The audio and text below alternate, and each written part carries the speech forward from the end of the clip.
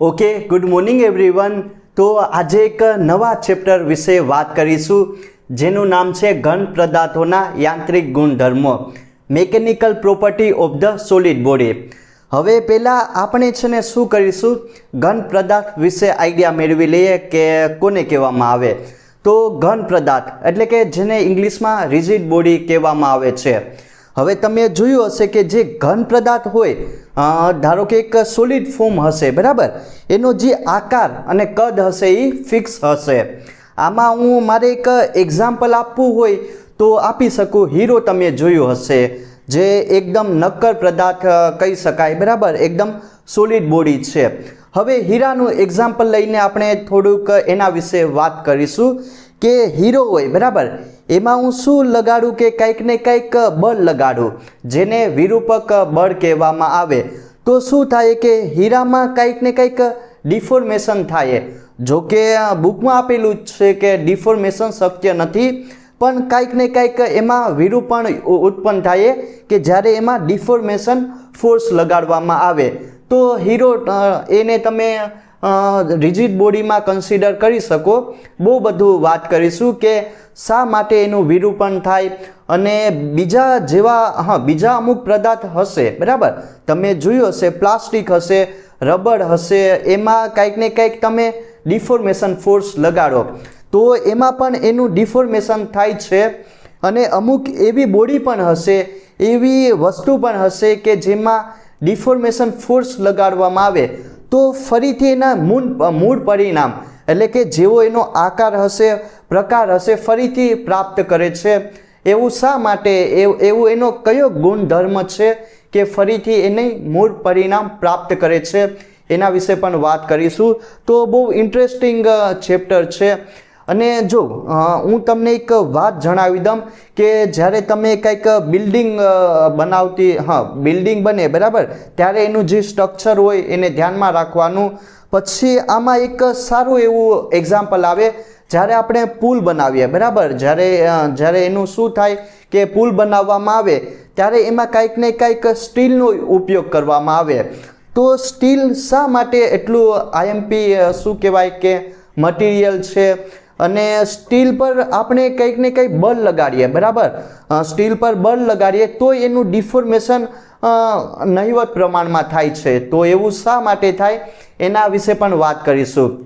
અને આ ચેપ્ટરમાં એક સારો એવો પોઈન્ટ આવે યંગ મોડ્યુલસ વિશે, જેને વાય કહેવામાં આવે. તો જેમ દ્રવ્યનો યંગ મોડ્યુલસ વધારે પ્રમાણમાં, એમ જે દ્રવ્ય હશે, જે સોલિડ બોડી હશે, એની સ્ટ્રેન્થ વધારે હશે. એવું શા માટે થાય એના વિશે પણ વાત કરીશું.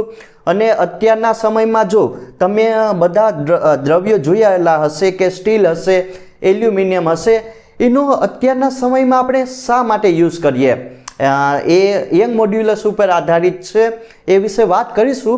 અત્યારે ખાલી એક બ્રીફ ઇન્ટ્રોડક્શન છે, બરાબર, તમને ચેપ્ટર વિશે ખાલી ખ્યાલ આવે કે આમાં એકચ્યુઅલીમાં ભણવાનું શું છે એ વિશે વાત કરીશું. તો પહેલાં તો તમને ખબર હોવી જોઈએ, ફર્સ્ટ સ્ટાર્ટ કરીએ ઘન પદાર્થ, બરાબર. જો આમાં થોડુંક થિયરી ટાઈપનું છે, તો આપણે ઇક્વેશન એન્ડ થિયરી બંને ભણીશું અને એના પછી પ્રોબ્લેમ પણ સોલ્વ કરીશું. ઘન પદાર્થ એટલે કે રિજિડ બોડી. જો શું કહેવાય કે આઈડિયલ કોઈ છે ને રિજિડ બોડી નામની વસ્તુ હોતી નથી, બરાબર. કોઈ પણ અત્યારે હીરો લઈ લો, આમાં હું એક્ઝામ્પલ આપું, હીરો, ડાયમંડ વિશે સાંભળેલું હશે. તો આ પણ રિજિડ બોડી નથી, આઈડિયલ રિજિડ બોડી નથી. હીરામાં જ્યારે કંઈક ને કંઈક બળ લગાડીએ, જેને વિરૂપણ બળ કહેવામાં આવે, એટલે એનું શું થાય કે વિરૂપક થાય, બરાબર, ડિફોર્મેશન ફોર્સ લગાડીએ એટલે કંઈક ને કંઈક આનું ડિફોર્મેશન થાય. તો એ આઈડિયલ ઘન પદાર્થ નથી. તો હીરો તમે કહી શકો કે આમાં આપણે કન્સિડર કરી શકીએ. હવે હું શું કરીશ કે આમાં તમને છે ને આના બે ગુણધર્મો વિશે વાત કરીએ, ઘન પદાર્થોના બે ગુણધર્મો વિશે. એક તો આવે, તમે જોયું હશે, સ્થિતિસ્થાપક વર્તણૂક, અને બીજી આવે પ્લાસ્ટિસિટી, ઇલાસ્ટિસિટી એન્ડ પ્લાસ્ટિસિટી. તો કઈ રીતનો એ ગુણધર્મ ઇમ્પોર્ટન્ટ છે ઘન પદાર્થો માટે એ વિશે વાત કરીએ. પહેલાં આવે ઘન પદાર્થોની સ્થિતિસ્થાપક વર્તણૂક. તો તમે થોડુંક આ જોઈ લેજો બરાબર સ્પેલિંગને. તો આને કહેવાનું ઇલાસ્ટિસિટી. ઇલાસ્ટિસિટી વિશે સાંભળેલું હશે. આ ગુણધર્મ કઈ રીતનો ઘન પદાર્થમાં યુઝફુલ છે એના વિશે વાત કરીએ. અને બીજું આવે પ્લાસ્ટિસિટી. સિટી બરાબર. તો જે લોકોને નોટ બનાવવાની હોય એ બનાવી શકે. ઇલાસ્ટિસિટી એન્ડ પ્લાસ્ટિસિટી ગુણધર્મ વિશે વાત કરીએ. તો જો આ જે ઘન પદાર્થનો ગુણધર્મ હશે એમાં મેઇન તો આ છે બરાબર ને, સ્થિતિસ્થાપક વર્તણૂક ઇલાસ્ટિસિટી એ કઈ રીતનો યુઝફુલ છે એના વિશે વાત કરીએ. તો હવે એવા ઘન પદાર્થો હશે લાઈક ડાયમંડ તમે કન્સિડર કરી શકો, અથવા તો રબર પણ હશે, સ્પ્રિંગ પણ હશે. સ્પ્રિંગનું એક્ઝામ્પલ અહીંયા લેશું તો તમને વધારે ડીપમાં ખ્યાલ આવીએ. તો જો સ્પ્રિંગનું એક્ઝામ્પલ લઈને હું તમને સમજાવું કે સ્પ્રિંગ હોય, રબર હોય, એમાં હું શું કરું, કાંઈક ને કાંઈક ડિફોર્મેશન ફોર્સ લગાડું, એટલે કે વિરૂપણ બળ લગાડું. એટલે શું થાય કે જો એક સમયે એમાં વિરૂપણ બળ લગાડવામાં આવે, વિરૂપક બળ લગાડવામાં આવે એટલે એનું ડિફોર્મેશન થાય. રબર હશે, સ્પ્રિંગ હશે, એને તમારે ખેંચવાનું છે અને થોડા સમય પછી શું થાય કે એ એની મૂળ પોઝિશન પર આવી જાય બરાબર. જ્યારે પણ એ ડિફોર્મેશન જે ફોર્સ દૂર કરવામાં આવે સ્પ્રિંગમાં અને રબરમાં, ત્યારે જે આ ઘન પદાર્થ હશે બરાબર એ શું કરશે, એની મૂળ પોઝિશન પર આવી જાય, અથવા તો એના જે મૂળ પરિણામ હશે, જેનો આકાર હશે, શેપ હશે, જેવો પહેલાં હતો ને એવો પહેલાં જેવો હતો એવો ફરીથી પ્રાપ્ત કરશે. તો એવું શા માટે થયું? તો એક તો એનું કારણ છે કે એ છે ને સ્થિતિસ્થાપક વર્તણૂક ધરાવે છે, એટલે કે ઇલાસ્ટિસિટીનો ગુણધર્મ ધરાવે. એમાં એવું શા માટે થયું એના વિશે હું તમને સમજાવીશ બરાબર. પણ અત્યારે ખાલી સમજી લઉં કે કોને કહેવાનું ઇલાસ્ટિસિટી એન્ડ પ્લાસ્ટિસિટી એ શા માટે આઈએમપી છે એ સમજી લઉં. કે શું કરવાનું કે જ્યારે વિરૂપક બળ દૂર કરવામાં આવે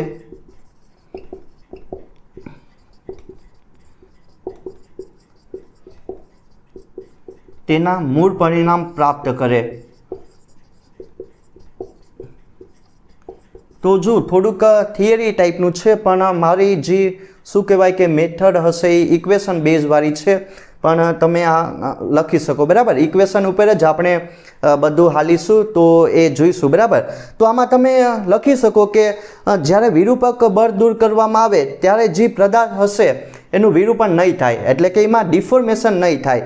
એની જે મૂળ પરિણામ હશે એ ફરીથી પ્રાપ્ત કરી લેશે. જેવો એનો જેવી એની પહેલાં જેવી કન્ડિશન હતી, આકાર હશે, એનું ક્ષેત્રફળ હશે, ફરીથી એવું જ થઈ જાય બરાબર. તો એક્ઝામ્પલ સ્પ્રિંગ લઈ શકો, પછી શું લઈ શકો, રબર લઈ શકો.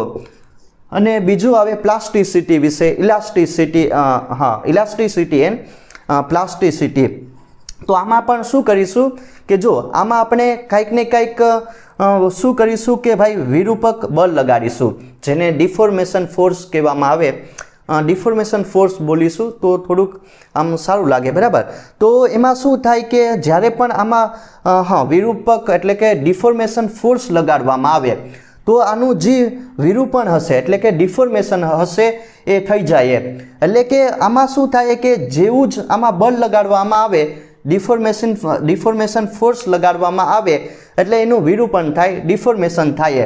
આમાં જે પદાર્થ હશે લાઈક પ્લાસ્ટિક હશે એના મૂળ પરિણામ પ્રાપ્ત નથી કરતો.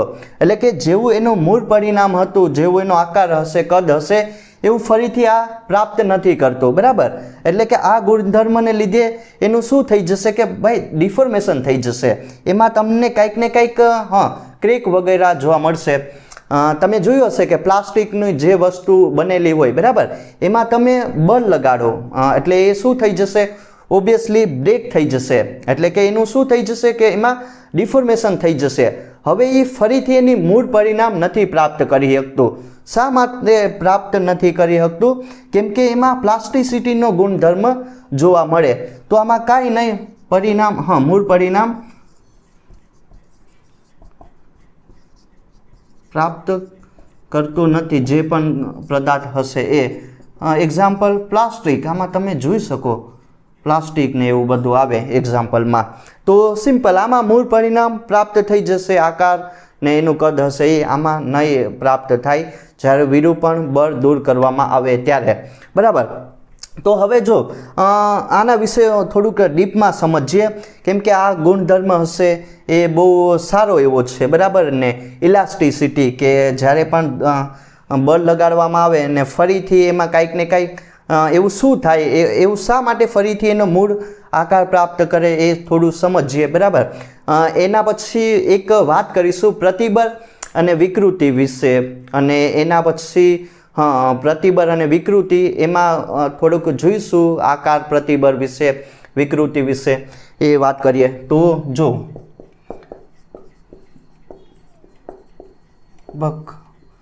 વર્તણૂક, સ્થિતિસ્થાપક વર્તણૂક એટલે કે જે ઇલાસ્ટિસિટી બિહેવિયર છે એ કઈ રીતનો થાય. બરાબર. શા માટે એ ફરીથી એને મૂળ પોઝિશન પ્રાપ્ત કરી લે એના વિશે વાત કરીશું.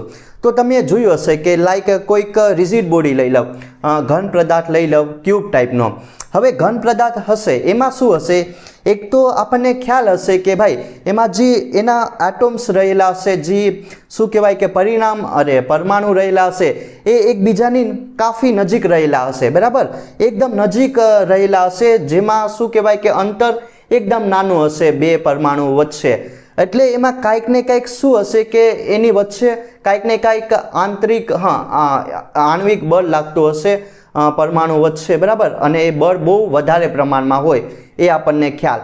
હવે જો એક ફિગર દોરીને તમને સમજાવી આપું એટલે વધારે ખ્યાલ આવશે. બે એક્ઝામ્પલ લેશું. બરાબર. સ્પ્રિંગ ને એવું બધું તો તમે જોઈ શકો. ક્યુબ સારી રીતનું ના દોરાય તો સમજી લેજો. બરાબર. ખાલી સમજવા માટે બનાવી શકાય સારી રીતનું ક્યુબ, પણ આ ખાલી એમને બનાવો. જો આમાં શું થાય કે આ ખાલી સમજવા માટે છે એટલે. બરાબર. આ પરમાણુ રહેલા હશે અથવા તો અણુઓ રહેલા હશે. જો આ ઘન પદાર્થ હશે. બરાબર ને રિજિડ બોડી ટાઈપનો. તો આમાં તમે જોઈ શકો જે એટમ રહેલા છે એ એકબીજાની બહુ જ નજીક રહેલા છે. અમને આમની વચ્ચે શું લાગતું હશે તો કે ભાઈ આંતરિક બળ અથવા તો આણ્વિક બળ તમે કહી શકો, એ બહુ પ્રમાણમાં લાગતું હશે. હવે હું શું કરીશ કે એકબીજાની નજીક રહેલા છે એટલે એકદમ રિજિડ બોડી ટાઈપનું આમાં ફોર્મેશન થાય એ જોઈ શકો. હવે હું આમાં કંઈક ને કંઈક ડિફોર્મેશન ફોર્સ લગાડા, એફ એક્સટર્નલ ફોર્સ લગાડું. બરાબર. જેને શું કહેવાનું, વિરૂપક બળ કહેવાનું. બરાબર. ડિફોર્મેશન ફોર્સ લગાડવાનું એફ જેટલું. હવે શું થાય કે ભાઈ હવે ડિફોર્મેશન ફોર્સ લગાડું એફ એક્સટર્નલ, એટલે કે કાંઈક ને કાંઈક આનું જે સ્ટ્રક્ચર હશે પહેલાં આવી પોઝિશન હતી, હવે કાંઈક ને કાંઈક સ્ટ્રક્ચરમાં ફેરફાર થાય કે નહીં, તમને સ્પ્રિંગવાળું એક્ઝામ્પલ લઈને સમજાવીશ. બરાબર.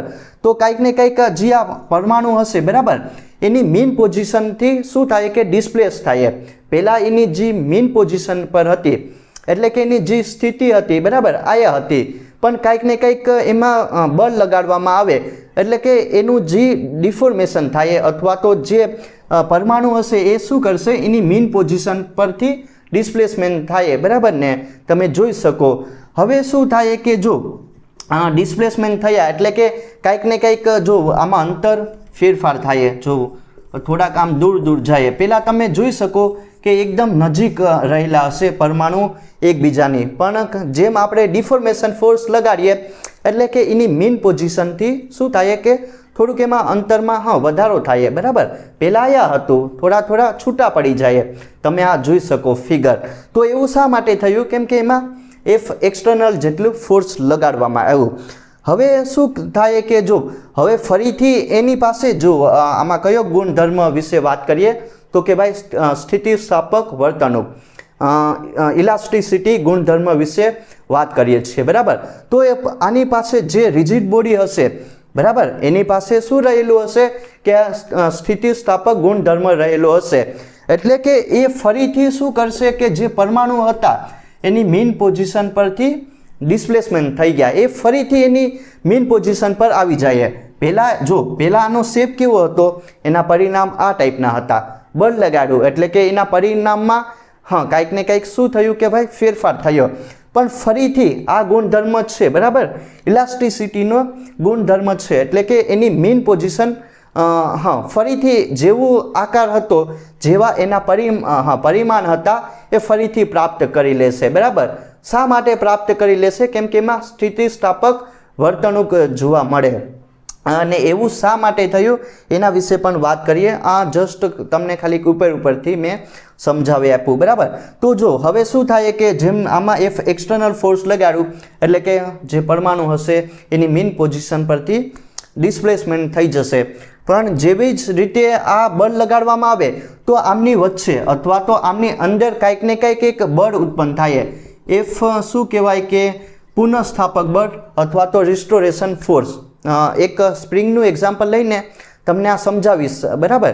તો એફ એક્સટર્નલ ફોર્સ જેમ લગાડું એમ આમાં જેમ એફ એક્સટર્નલ ફોર્સ લગાડું બરાબર, તો બાહ્ય બળ લગાડું તો આમાં અંદર કંઈક રિસ્ટોરેશન ફોર્સ ઉત્પન્ન થાય, જેને પુનઃસ્થાપક બળ કહેવામાં આવે. તો જે આ એફ આર બળ હશે બરાબર, એ શું કરશે કે ભાઈ આ જે પરમાણુ હશે બરાબર એની મીન પોઝિશન પર ફરીથી એને શું કહેવાય કે વાપસ લાવવા માટે મદદરૂપ કરશે. ફરીથી આ એના જે પરિણામ હશે એ એફ આર જેટલા ફોર્સની મદદથી પ્રાપ્ત કરે. એટલે કે જેવો આનો આકાર હશે, પરિણામ હશે એવું ફરીથી પ્રાપ્ત કરશે. તો કે કોના લીધે ભાઈ? આમાં પુનઃસ્થાપક બળના લીધે એફ આર જેટલું બળ લાગશે. તો જો એફ એક્સટર્નલ ફોર્સ લગાડું જે બાહ્ય બળ હશે એના લીધે આ શું હશે? બાહ્ય બળ લગાડું એના લીધે આ જે પરમાણુની અંદર પુનઃસ્થાપક બળ કેટલું ઉત્પન્ન થયું? તો કે એફ આર જેટલું બરાબર. આનું પણ વેલ્યુ કંઈક હશે, પણ આ શું હશે? બંને બળના વેલ્યુ જો બંને બળ હશે જેટલું આ બળ હશે એફ એક્સટર્નલ ફોર્સ બાહ્ય બળ હશે એટલું જ આની અંદર આંતરિક બળ હશે બરાબર. બંનેના મૂલ્ય કેવા હશે? તો કે ભાઈ સમાન હશે. પણ શું કહી શકાય? બંનેની વેલ્યુ સમાન હશે પણ આ એની વિરુદ્ધ દિશામાં લાગશે. આ જેટલું લાગે બરાબર, આ જેટલું આ 10 ન્યૂટનનું લાગે તો એનું વિરુદ્ધ કરતું બળ એટલે કે પુનઃસ્થાપક કે બળ કેટલું ઉત્પન્ન થાય? તો કે -10 ન્યૂટનનું. તો કુલ ફોર્સ કેટલું થઈ જશે? 0 થઈ જશે બરાબર. આ તમે સમજી શકો. જો બુકમાં થોડુંક આ ટાઈપનું નથી આપેલું, પણ હા આપેલું છે, પણ આમ એને સમજી શકાય કે બંને બળની વેલ્યુ કેવી હશે? તો કે ભાઈ સમાન હશે પણ એકબીજાની વિરુદ્ધમાં હશે. આ ધન હોય તો જે અંદર ઉત્પન્ન બળ થાય એ કેવું હશે? ઋણ હશે. એટલે કે નેટ ફોર્સ કેટલું થઈ જશે? ડિફોર્મેશન નેટ ફોર્સ 0 થઈ જશે. એના લીધે જે આ શું કહેવાય કે જે બોડી હશે બરાબર ને ઘન પદાર્થ હશે એ એના મૂળ પરિણામ પ્રાપ્ત કરે. આનું એક એક્ઝામ્પલ સમજીએ સ્પ્રિંગ દ્વારા બરાબર. સ્પ્રિંગ હશે, આ તમે જોયું હશે, આ ટાઈપનું સ્પ્રિંગ હશે. ધારો કે એની લંબાઈ કેટલી હશે? L જેટલી બરાબર. એક સ્પ્રિંગ હશે એની લંબાઈ કેટલી હશે? તો કે L જેટલી. હવે હું શું કરીશ કે કંઈક ને કંઈક આમાં બળ લગાડો બરાબર, એફ જેટલું બાહ્ય બળ લગાડો એટલે કે હવે એની લંબાઈમાં કંઈક ને કંઈક વધારો થાય. કેટલું થાય? પહેલાં L લંબાઈ હતી બરાબર. હવે મેં શું કર્યું? કંઈક ને કંઈક એફ જેટલું બાહ્ય બળ લગાડું અથવા તો સ્પ્રિંગને તમારે ખેંચવાનું છે એટલે એની લંબાઈમાં વધારો કેટલો થાય? L plus delta L. પણ મેં તમને કીધું કે હવે સ્પ્રિંગ એની મીન પોઝિશન પર ફરીથી પાછું આવી જાય અથવા તો એના જે મૂળ પરિણામ હશે બરાબર, જેવી પહેલાં અહીંયા કન્ડિશન હતી એવી જ કન્ડિશન પ્રાપ્ત કરવા માટે શું કરશે? એમાં પુનઃસ્થાપક બળ ઉત્પન્ન થાય બરાબર. પુનઃસ્થાપક બળ ઉત્પન્ન થાય. આ એફ આ દિશામાં લગાડેલું હોય તો પુનઃસ્થાપક બળ એની વિરુદ્ધ દિશામાં ઉત્પન્ન થાય. એના લીધે શું કરશે? સ્પ્રિંગને એની મીન પોઝિશન પર ફરીથી શું કરશે કે લાવી દઈએ અથવા તો એની મૂળ પરિણામ પ્રાપ્ત કરશે. તો તમે જોયું હશે કે F - kx જેટલું બરાબર ને. આ બહુ બધી ફોર્મ્યુલા જોઈ લીધી. આ શું હશે? પુનઃસ્થાપક બળ અથવા તો એને સ્પ્રિંગ બળ કહેવામાં આવે. તો સિમ્પલ આ થઈ ગયું કે શું કહેવાય કે ઘન પદાર્થોના યાંત્રિક ગુણધર્મો. એમાં બે છે એના જે કેરેક્ટરિસ્ટિક છે, ઇલાસ્ટિસિટી અને પ્લાસ્ટિસિટી. એમાં જે સ્થિતિસ્થાપક વર્તણૂક હશે એ શું કરશે કે એના મૂળ પરિણામ પ્રાપ્ત કરવામાં મદદ કરશે. પણ પ્લાસ્ટિસિટીનો જે ગુણધર્મ છે એના લીધે ઘન પદાર્થ એના મૂળ પરિણામ પ્રાપ્ત નહીં કરે. તો તમને ઘન પદાર્થોના ગુણધર્મો વિશે ખ્યાલ આવી ગયો હશે. આ ખાલી અત્યારે ઇન્ટ્રોડક્શન ટાઈપનું જ હતું. હવે આપણું મેઇન ટોપિક વિશે વાત કરીશું, જેનું નામ છે પ્રતિબળ અને વિકૃતિ. સ્ટ્રેસ એન્ડ સ્ટ્રેન વિશે વાત કરીશું અને આ એકદમ ઇમ્પોર્ટન્ટ પાર્ટ છે, તો ધ્યાન રાખજો. હવે તમને જોયું હશે કે પ્રતિબળ વિશે પહેલાં વાત કરીએ કે કોઈક સળીઓ હોય અથવા તો કોઈક બોડી હોય, બરાબર. એમાં શું કરવાનું, તમારે એકમ ક્ષેત્રફળ દીઠ કંઈક ને કંઈક બાહ્ય બળ લગાડવાનું, જેને વિરૂપણ બળ કહેવામાં આવે, બરાબર. તો એકમ ક્ષેત્રફળ દીઠ કંઈક ને કંઈક બાહ્ય બળ લગાડવામાં આવે અને એમાં શું થાય કે એના લીધે જે પણ બોડી હશે એમાં પુનઃસ્થાપક બળ ઉત્પન્ન થાય. એને શું કહેવાનું, પ્રતિબળ કહેવાનું. અને વિકૃતિ એટલે કે તમે જોયું હશે કે કોઈક સળીઓ હોય અથવા તો કોઈક એવી વસ્તુ હોય કે જેમાં તમે બળ લગાડો એટલે કે એનું ડિફોર્મેશન થઈ જાય, એ તૂટી જાય અથવા તો ક્રેક થઈ જાય, એમાં વિકૃતિ ઉત્પન્ન થાય, એને જ વિકૃતિ કહેવાનું. જો શરૂ કરીએ, પ્રતિબળ જેને સ્ટ્રેસ કહેવામાં આવે અને વિકૃતિ જેને સ્ટ્રેન કહેવામાં આવે, બરાબર. સ્ટ્રેસ એન્ડ સ્ટ્રેન તમે સાંભળેલું હશે આના વિશે.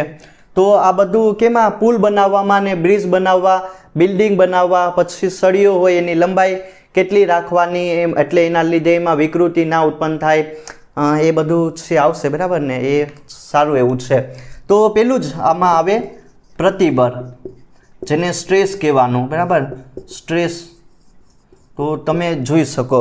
હવે શું કરીશ કે કોઈક આમાં કોઈક જો આમાં એક હું લઈ લઉં, આ ટાઈપની બોડી લઈ લઉં, બરાબર ને. ઘન પદાર્થ લઈ લઉં, એનું ક્ષેત્રફળ કેટલું રાખીએ, એ જેટલું. કોઈક ઘન પદાર્થ હશે, 2Dમાં છે, બરાબર, એટલે આ ટાઈપનું હશે. ઘન પદાર્થ હશે, એનું ક્ષેત્રફળ કેટલું છે, એ જેટલું. હવે ક્ષેત્રફળને લંબ રૂપે હું કંઈક ને કંઈક શું લગાડીશ, આમાં F જેટલું વિરૂપણ બળ લગાડીશ અથવા તો F એક્સટર્નલ જેટલું ડિફોર્મેશન ફોર્સ લગાડીશ. કોને, તો કે ભાઈ ક્ષેત્રફળને લંબ રૂપે તમારે બળ લગાડવાનું છે. તમે જોઈ શકો આ બળ લાગશે એ લંબ રૂપે હશે. તો એના લીધે આ જે ઘન પદાર્થ હશે, જે સોલિડ બોડી હશે, એમાં શું ઉત્પન્ન થાય, તો કે ભાઈ પુનઃસ્થાપક બળ ઉત્પન્ન થાય. કેમ કે આપણને ખબર છે કે જે ઇલાસ્ટિસિટીનો ગુણધર્મ છે એના લીધે એના મૂળ પરિણામ પ્રાપ્ત કરશે, બરાબર ને. એટલે કે શું થાય કે જ્યારે પુનઃસ્થાપક જેટલું બળ ઉત્પન્ન થાય, જ્યારે F એક્સટર્નલ જેટલું ફોર્સ લગાડવામાં આવે એકમ ક્ષેત્રફળ દીઠ, અને આ બળ હશે લંબ રૂપે હશે. તો જે પુનઃસ્થાપક બળ ઉત્પન્ન થાય આ બોડીની અંદર, એને શું કહેવાનું, કાંઈ નહીં, પ્રતિબળ કહેવાનું. સિગ્મા વડે દર્શાવવાનું, બરાબર. સિગ્મા એટલે કે F/A. તો આ તમારું મેઇન ફોર્મ્યુલા થઈ ગઈ. અગેન તમારે આ ફોર્મ્યુલા યાદ રાખવાની છે, બરાબર ને. કે એકમ ક્ષેત્રફળ દીઠ જ્યારે F એક્સટર્નલ જેટલું બળ લગાડવામાં આવે, લંબ રૂપે બળ લગાડવામાં આવે, એટલે આ ઘન પદાર્થમાં પુનઃસ્થાપક બળ ઉત્પન્ન થાય, જેને શું કહેવાનું, સ્ટ્રેસ કહેવાનું, પ્રતિબળ કહેવાનું, બરાબર. ફોર્મ્યુલા ઇમ્પોર્ટન્ટ છે કે sigma is equal to F external force divide by A, અને આનો એકમ એક તમે યાદ રાખી શકો, ન્યૂટન મીટર ઇનવર્સ. તો આ થઈ ગયું તમારું પ્રતિબળ વિશે માહિતી. હવે આમાં પાછા બે આના ટાઈપ આવે કે શું આવે, એક તો શું આવે, તણાવ પ્રતિબળ, અને બીજું આવે તમારું દાબ્ય પ્રતિબળ. જો તણાવ પ્રતિબળ હશે, આમાં તમે સળિયાનું એક્ઝામ્પલ લઈ શકો. બંને સાઈડ હું શું કરીશ કે ભાઈ F એક્સટર્નલ ફોર્સ લગાડીશ, એટલે કે સળિયાની લંબાઈમાં વધારો થાય, બરાબર. સળિયાની લંબાઈમાં વધારો થાય એને શું કહેવાનું કે તણાવ પ્રતિબળ, બરાબર. Tensile stress. અને એક શું કરીશ કે સળિયાને હવે દબાવવાનો છે, એટલે કે એની લંબાઈમાં શું થાય, ઘટાડો થાય, એને શું કહેવાનું, ઓબ્વિયસલી દબાવવું એટલે દાબ્ય પ્રતિબળ. શું કહેવાય કે કમ્પ્રેસ કર્યું, બરાબર ને. તો એ વિશે વાત કરીશું. તો જો આમાં આવે તમારું, આ તમે લોકો બનાવી શકો, તણાવ પ્રતિબળ નોટ બનાવી હોય તો, ને આ ઇમ્પોર્ટન્ટ છે. હવે આમાં શું કરીશ કે જો ધ્યાન આપજો, એક સળિયો હશે, આ બધું મેઇન હશે, અહીંથી તમારો વિડીયોનો મેઇન પાર્ટ શરૂ થાય. તણાવ પ્રતિબળ વિશે વાત કરીએ. એક સળિયો હશે, એની લંબાઈ કેટલી હશે, તો કે L જેટલી હશે. સળિયો હશે, એની લંબાઈ L જેટલી હશે. આડછેદનું ક્ષેત્રફળ તો કે ભાઈ A જેટલું હશે. હવે હું શું કરીશ કે બંને સાઈડ બંને આર્ટ છેદનું જે ક્ષેત્રફળ હશે એમાં શું કરવાનું, તમારે લંબ રૂપે એફ એક્સટર્નલ ફોર્સ લગાડવાનું છે, બરાબર, અથવા તો સળિયાને ખેંચવાનું છે, એટલે એની લંબાઈમાં વધારો થાય. તો જો લંબાઈમાં વધારો થાય, બરાબર, પહેલાં અહીંયા હતું, હવે લંબાઈમાં એટલો વધારો થઈ ગયો. પહેલાં મૂળ લંબાઈ કેટલી હતી એની એલ જેટલી, પણ મેં શું લગાડ્યું, બંને છેડે એફ એક્સટર્નલ ફોર્સ લગાડ્યું, એટલે કે લંબાઈમાં એની વધારો કર્યો. તો હવે શું થાય કે જો એમાં લંબાઈમાં કેટલો વધારો થાય, પહેલાં એલ તો એની લંબાઈ હતી જ, બરાબર, એ વધીને કેટલી થઈ ગઈ, તો એલ પ્લસ ડેલ્ટા એલ જેટલી. તો જે લંબાઈમાં વધારો થાય એને શું કહેવાનું, તણાવ પ્રતિબળ, જેને આપણે સિગ્મા ટેન્સાઇલ સ્ટ્રેસ તો શું કહેવાય કે એને સિગ્મા ટી વડે દર્શાવવામાં આવે. આ એક થાય લંબાઈમાં વધારો. અને બીજું શું આવે કે દાબ્ય પ્રતિબળ.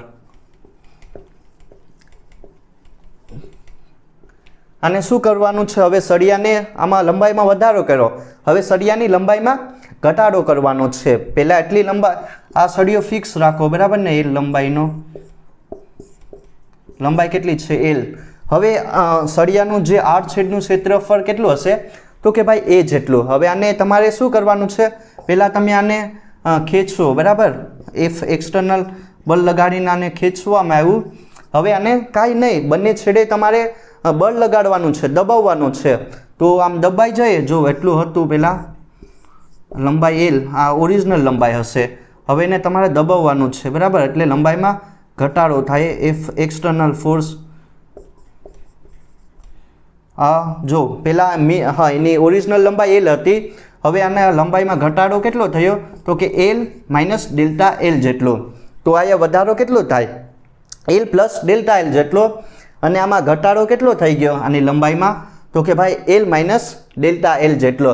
તો જે લંબાઈમાં ઘટાડો થાય, બરાબર, આમાં શું થાય, વધારો થાય, ને આમાં લંબાઈમાં ઘટાડો થાય. તો સિમ્પલ, લંબાઈમાં જે ઘટાડો થાય એને શું કહેવાનું, દાબ્ય પ્રતિબળ, અને એને સિગ્મા સી વડે દર્શાવવાનું. તો આ એક થઈ ગયું, બરાબર ને, કે પ્રતિબળ વિશે વાત કરી લીધી. સ્ટ્રેસ, અને સ્ટ્રેસ એટલે કાંઈ નહીં, એકમ ક્ષેત્રફળ દીઠ લાગતું બળ, એને સિગ્મા વડે દર્શાવવાનું. બે એના પ્રકાર છે, તણાવ પ્રતિબળ અને દાબ્ય પ્રતિબળ.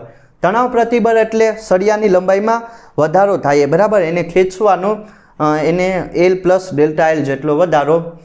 દાબ્ય પ્રતિબળ એટલે લંબાઈમાં ઘટાડો થાય, દબાવવાનું, એને સિગ્મા સી વડે દર્શાવવાનું. તો હવે બીજા પોઈન્ટ વિશે વાત કરીએ, જેનું નામ છે વિકૃતિ, જેને સ્ટ્રેન કહેવાનું, બરાબર, STRAIN, સ્ટ્રેન વિશે વાત કરીએ.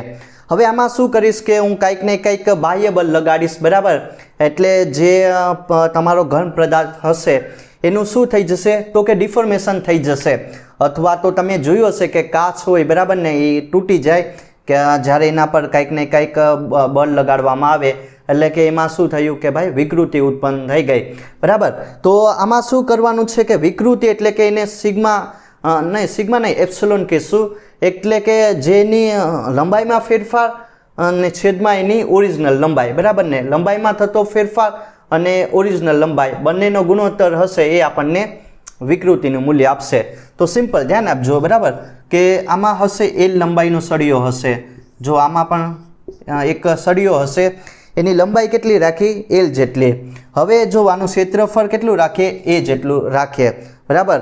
હવે હું શું કરીશ કે આની લંબાઈમાં પહેલાં તો વધારો કરીએ, બરાબર, લંબાઈમાં વધારો કરીએ, એટલે મારે આમાં કંઈક ને કંઈક શું કરીશ કે બળ લગાડવું પડે, બરાબર ને. એકમ જે એકમ આર્ટ છેદનું ક્ષેત્રફળ હશે એને લંબરૂપે બંને સાઈડ બળ લગાડું, તો સળિયાની લંબાઈમાં શું થઈ જશે, વધારો. પહેલાં ઓરિજિનલ લંબાઈ એટલી હતી, બરાબર, એલ જેટલી, એની લંબાઈમાં કેટલો વધારો થયો, હવે એલ પ્લસ ડેલ્ટા એલ જેટલો. એક સળિયો હશે, બરાબર, આ એફ એક્સટર્નલ ફોર્સ બંને સાઈડ લગાડું. તો ધ્યાન આપજો કે એક સળિયો હશે, એની લંબાઈ કેટલી છે, તો કે ભાઈ એલ જેટલી. હવે હું શું કરીશ કે બંને છેડે એકમ આર્ટ છેદના ક્ષેત્રફળને લંબ રૂપે શું કરીશ, હું બંને છેડે બળ લગાડીશ. એફ એક્સટર્નલ ફોર્સ જેટલું, એટલે કે એની લંબાઈમાં હવે ખેંચવું, બરાબર ને, ખેંચાણ કરવું, એટલે એની લંબાઈમાં વધારો કેટલો થયો, એલ પ્લસ ડેલ્ટા એલ જેટલો. તો જો વિકૃતિ એટલે કાંઈ નહીં, સિમ્પલ તમારે ધ્યાન શું રાખવાનું કે એક તો લંબાઈમાં ફેરફાર, થતો ફેરફાર અને એની મૂળ લંબાઈ અથવા તો મૂળ લંબાઈ ઓરિજિનલ લંબાઈ હશે એ.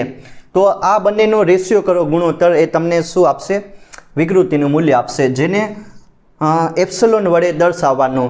જો આ યાદ રાખજો કઈ રીતની ફોર્મ્યુલા બનશે. લંબાઈમાં થતો ફેરફાર કેટલો થાય, અહીંયા રાખીએ આપણે ડેલ્ટા એલ જેટલો રાખીએ, અને મૂળ લંબાઈ કેટલી છે તો કે ભાઈ એલ જેટલી. આ બંનેનો ગુણોત્તર તમને શું આપે, વિકૃતિનું મૂલ્ય આપે, સ્ટ્રેન વિશે માહિતી આપે, બરાબર. આ સિમ્પલ, અને આના પરિણામ નહીં, અરે આનો એકમ નહીં હોય, બરાબર, એકમ નહીં હોય, કેમ કે આનું પણ કંઈક એકમ હશે, આનો પણ એકમ, બંને કેન્સલ. હવે જો આમાં પાછી બે વિકૃતિ વિશે વાત કરીશું. એક તો લંબાઈમાં વધારો થાય, હવે ફિગર નહીં દોરીશું, બરાબર. લંબાઈમાં વધારો થાય તો એને શું કહેવાનું કે તણાવ વિકૃતિ, એને સિગ્મા એસ વડે દર્શાવવાની. અને લંબાઈમાં ઘટાડો થાય, લંબાઈમાં ઘટાડો થાય એને શું કહેવાનું, સિગ્મા સી વડે દર્શાવવાનું. આ લંબાઈમાં વધારો બતાવે, તમને તણાવ વિકૃતિ વિશે માહિતી આપે, અને લંબાઈમાં ઘટાડો એ તમને દાબીય વિકૃતિ વિશે માહિતી આપે. તો આ બંને વાત થઈ ગઈ સ્ટ્રેસ એન્ડ સ્ટ્રેન વિશે, બરાબર. બે આઈએમપી છે, આઈએમપી ક્વોન્ટિટી એ તમારે લોકોને યાદ રાખવાની છે. આપણે વાત કરી લીધી પ્રતિબળ અને વિકૃતિ વિશે. હવે છે ને આના બે એક એક્ઝામ્પલ લઈ લઈએ કે કોઈક ઘન પદાર્થ હોય એના આકારમાં શું ફેરફાર થાય, તો એને અનુરૂપ પ્રતિબળ અને વિકૃતિ શું આવે એના વિશે વાત કરીશું. અને હાઇડ્રોલિક પ્રતિબળ અને એક હાઇડ્રોલિક વિકૃતિ વિશે પણ વાત કરીશું. તો બે સરસ એક્ઝામ્પલ છે એ સમજી લઈએ. જો પહેલાં આવે તમારું આકાર પ્રતિબળ અને બીજું આવશે આકાર વિકૃતિ. આ પણ એક સારો એવો છે સમજવા જેવું કે કઈ રીતનું આકાર પ્રતિબળ અને આકાર વિકૃતિ કામ કરે એના વિશે વાત કરીએ. જો પહેલાં આમાં શું કરીશ કે આમાં તમારે કાંઈ નહીં, આ ટાઈપનો નળાકાર જ લેવાનો છે, બરાબર. એક નળાકાર હશે, એની લંબાઈ કેટલી રાખીએ, એલ જેટલી રાખીએ. નળાકારનું આડછેદનું ક્ષેત્રફળ કેટલું હશે, એ જેટલું. હવે શું કરવાનું છે કે મારે નળાકારને એક નળાકાર હશે, એનું ક્ષેત્રફળ એ જેટલું હશે. હવે જે આડછેદનું ક્ષેત્રફળ છે, બરાબર ને, એને મારે શું કરવાનું છે ને, એને સ્પર્શીય દિશામાં બળ લગાડવાનું, બરાબર. સ્પર્શીય દિશામાં બળ લગાડવાનું એટલે કે કઈ રીતનું એનો બળનો જે સ્પર્શીય ઘટક છે એ તમારે ધ્યાન રાખવાનું. તો જો હું શું કરીશ કે આ એક આડછેદનું ક્ષેત્રફળ થઈ ગયું, એમાં એ છે, બરાબર ને, કેટલું બળ લગાડીએ, એફ એક્સટર્નલ ફોર્સ. આ સાઈડ એક બળ લગાડવાનું, બરાબર, ને એક આ સાઈડ બળ લગાડવાનું. એટલે એમાં કંઈક ને કંઈક વિકૃતિ ઉત્પન્ન થાય, એનો આકાર બદલશે એ જોવાનું છે. સ્પર્શીય દિશામાં બળ લગાડવાનું. અને આયા શું કરીશ કે આયા આયા પણ તમારે આનું ક્ષેત્રફળ એ, અને આયા એફ એક્સટર્નલ જેટલું સ્પર્શીય બળ લગાડવાનું. એટલે તમે જોઈ શકો કે જો પહેલાં આનો મૂળ આકાર આ ટાઈપનો હતો, આના મૂળ પરિણામ તમે જોઈ શકો આ ટાઈપના હતા, બરાબર.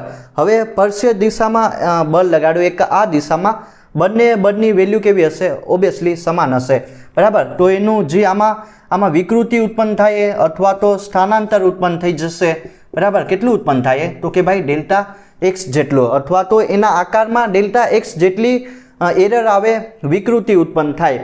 પહેલાં તમે જોઈ શકો કે આનો જે શેપ હતો આ ટાઈપનો હતો, પણ મેં સ્પર્શીય દિશામાં બળ લગાડ્યું એટલે એમાં કંઈક ને કંઈક એનો આકાર ફેરફાર થાય, પરિણામમાં ફેરફાર થાય. કેટલા તો કે ડેલ્ટા એક્સ જેટલો. તો આને અનુરૂપ આપણે ગણીશું કે આકાર પ્રતિબળ કોને કહેવાય અને આકાર વિકૃતિ કોને કહેવાય. તો જો આકાર પ્રતિબળ એને સિગ્મા વડે જ દર્શાવીએ, બરાબર ને. આકાર પ્રતિબળ સિગ્મા વડે દર્શાવીએ તો કે કાંઈ નહીં, આ સિમ્પલ આકાર પ્રતિબળ એટલે એફ બાય એ, કે જ્યારે બાહ્ય બળ લગાડવામાં આવે, એકમ ક્ષેત્રફળ દીઠ બાહ્ય બળ લગાડવામાં આવે, બરાબર, અને એના લીધે એના કંઈક આકાર હશે, એમાં ફેરફાર થાય, એને તમારે આકાર પ્રતિબળ કહેવાનું, પ્રતિબળ. અને બીજું શું ઉત્પન્ન થાય કે જ્યારે આમાં બાહ્ય બળ લગાડવામાં આવે નળાકારને, બરાબર ને, આ છેદને ક્ષેત્રફળને સ્પર્શીય દિશામાં, તો આમાં નળાકારમાં કંઈક ને કંઈક ડેલ્ટા એક્સ જેટલી વિકૃતિ ઉત્પન્ન થાય અથવા તો એની લંબાઈમાં ડેલ્ટા એક્સ જેટલો ફેરફાર થાય, એને આકાર વિકૃતિ કહેવાની.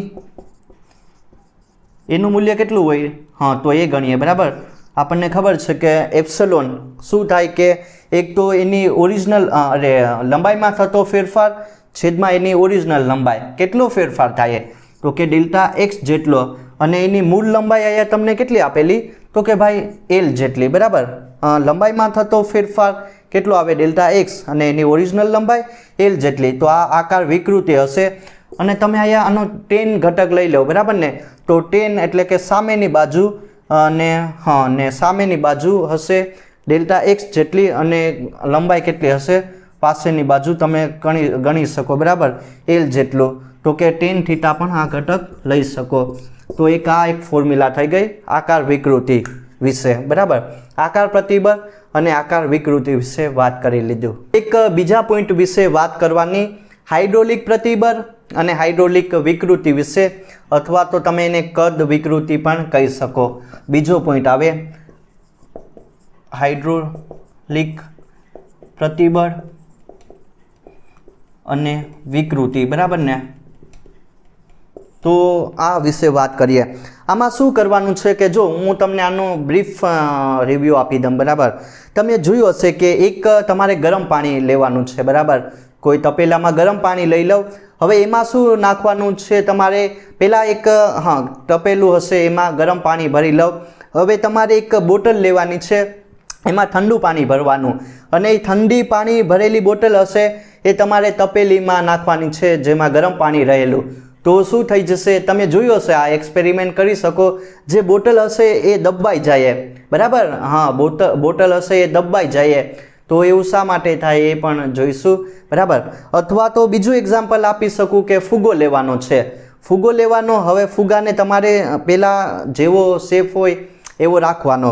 હવે ફુગ્ગાને તમારે દબાવવાનો છે, એટલે કે જ્યારે પણ તમે બધી બાજુથી બળ લગાડો એટલે એમાં કાંઈક ને કાંઈક એના ફુગ્ગો હશે એના કદમાં ઘટાડો થાય. તો એવું શા માટે થયું એ વિશે વાત કરીએ. બરાબર, તો જો કાંઈ નહીં કરવાનું, એક આ ટાઈપનું શું હશે કે કોઈક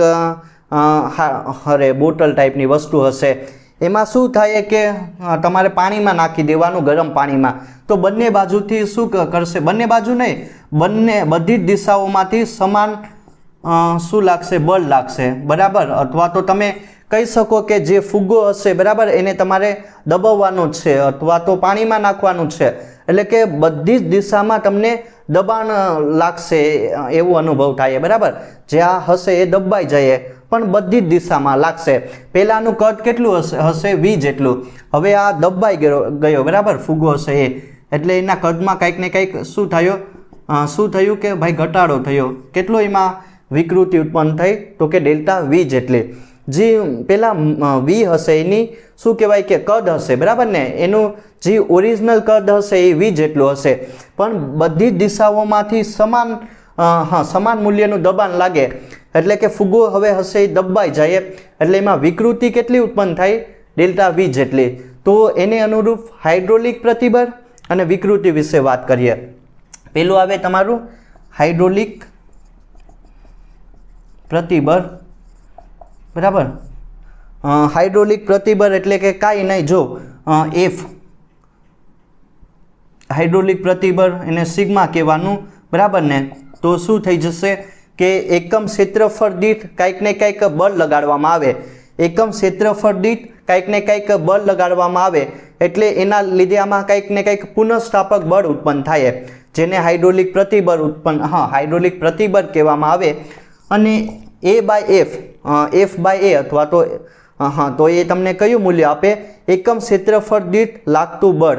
એ ઓબ્વિયસલી દબાણ વિશે માહિતી આપે ને, તો એ શું હશે કે જે તમારું હાઇડ્રોલિક પ્રતિબળ હશે સિગ્મા એચ કહી દઈએ. બરાબર, એ કોના જેટલું હશે એનું મૂલ્ય? તો કે ભાઈ દબાણ જેટલું હશે.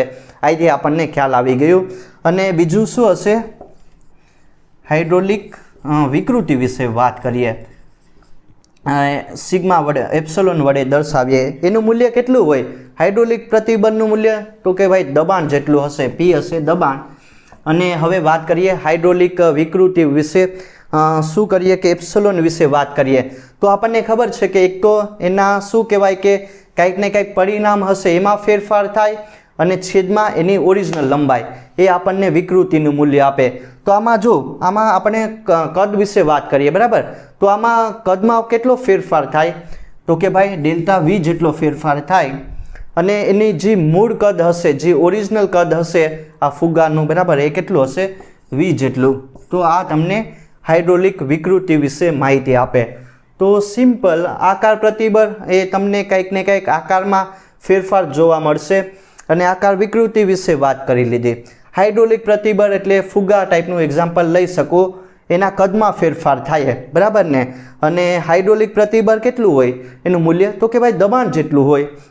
અને હાઇડ્રોલિક વિકૃતિનું મૂલ્ય કેટલું હોય તો એક તો એના કદમાં ફેરફાર થાય એ અને એની ઓરિજિનલ કદ બંનેનો ગુણોત્તર કરો તો તમને શું આવે કે હાઇડ્રોલિક વિકૃતિ વિશે માહિતી આપે, અથવા તો તમે એને હાઇડ્રોલિક કદ પણ કહી શકો બરાબર. હાઇડ્રોલિક કદ વિકૃતિ એ પણ કહી શકાય.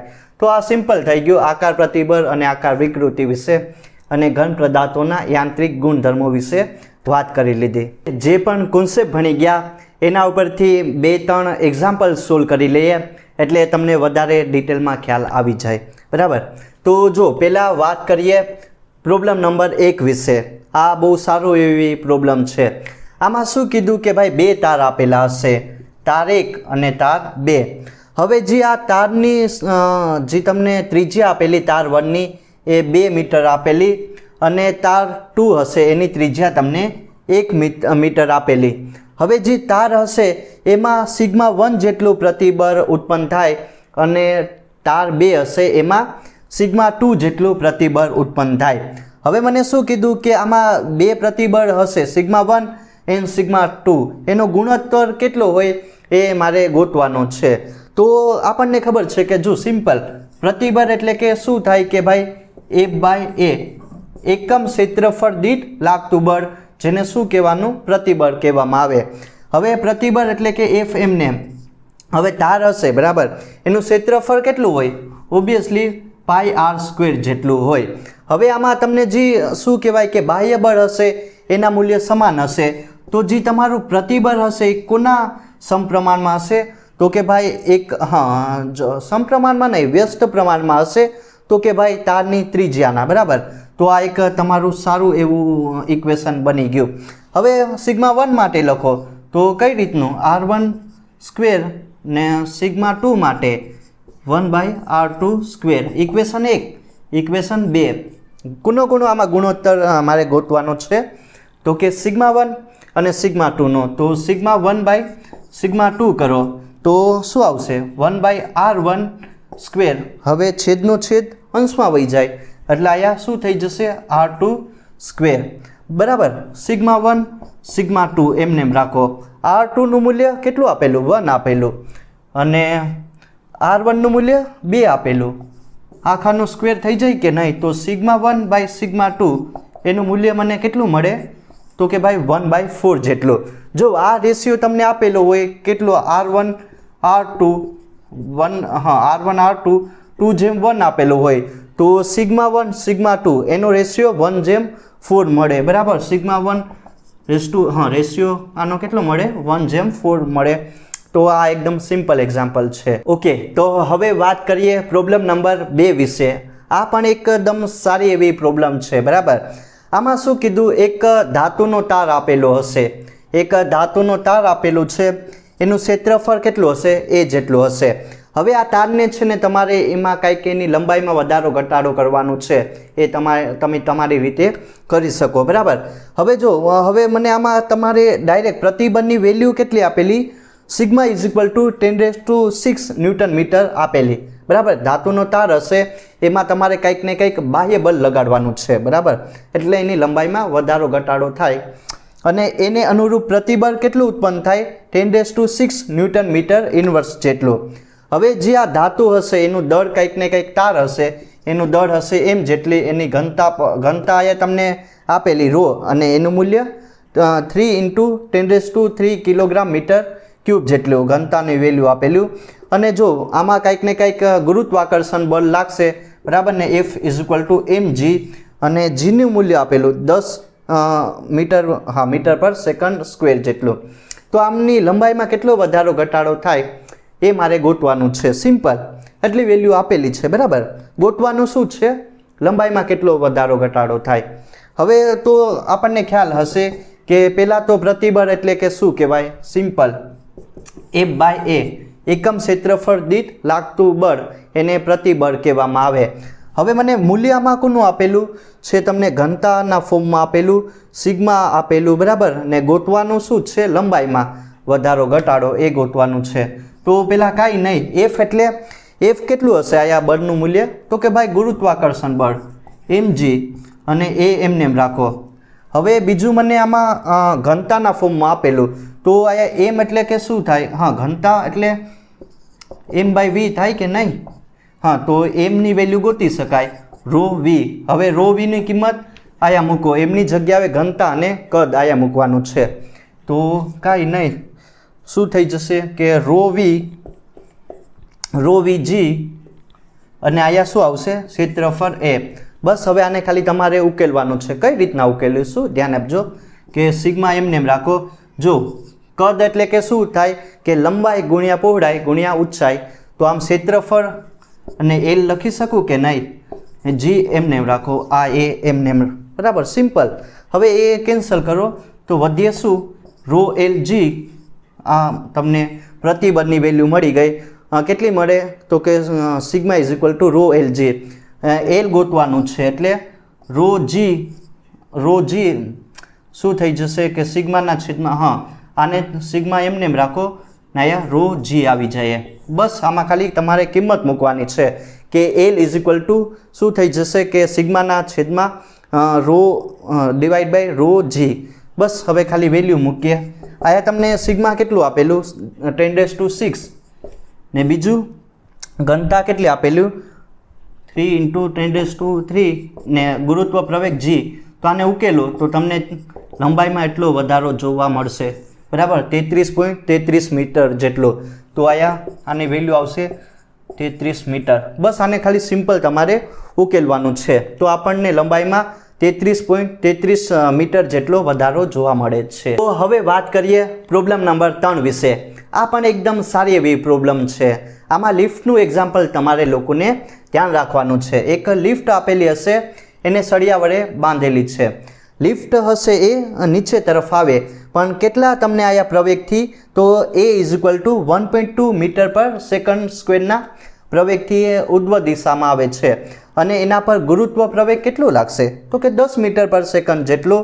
લિફ્ટનું દળ કેટલું આપેલું? 1000 કિલોગ્રામ આપેલું છે. અને આમાં જે સળિયો હશે એમાં પ્રતિબળ કેટલું ઉત્પન્ન થાય? તો કે 1.4 × 10⁸ મીટર, હા, 8 ન્યૂટન મીટર સ્ક્વેર જેટલો ઉત્પન્ન થાય, બરાબર ને, માઇનસ. તો હવે મને આમાં શું ગોતવાનું કીધું કે આ સળિયો હશે એનો મારે વ્યાસ કેટલો રાખવો પડે, બરાબર ને. આ બધી વેલ્યુ આપેલી, અને સળિયાનો વ્યાસ કેટલો હોવો જોઈએ એટલો જ્યારે પ્રવેગ હોય એ મારે ગોતવાનું છે. તો કાંઈ નહીં, જો સિમ્પલ, સિગ્મા = હા, એકમ ક્ષેત્રફળ દીઠ લાગતું બળ, જેને શું કહેવાય? પ્રતિબળ કહેવામાં આવે. આમાં બધી વેલ્યુ તમને આપેલી, બરાબર, બધી જ વેલ્યુ આપેલી. જો પહેલાં અહીંયા બળ કેટલું લાગશે? તો કે ભાઈ એક તો એનું શું આવશે? વજન બળ, અને લિફ્ટના લીધે લાગતું બળ mg, હા, mg + m કુલ બળ. તો m કોમન કાઢી લઉં તો g + a. તો સિગ્મા = અહીંયા રાખો mg + a. અને જો હા, આયા તમે F એ કેટલું હશે? આ સળિયો હશે એટલે એમાં તણાવ બળ લાગશે, બરાબર ને, T જેટલું તણાવ બળ લાગે. અને આમાં A હશે, બરાબર, સળિયો હશે, એનું ક્ષેત્રફળ કેટલું હોય? A = πr² જેટલું.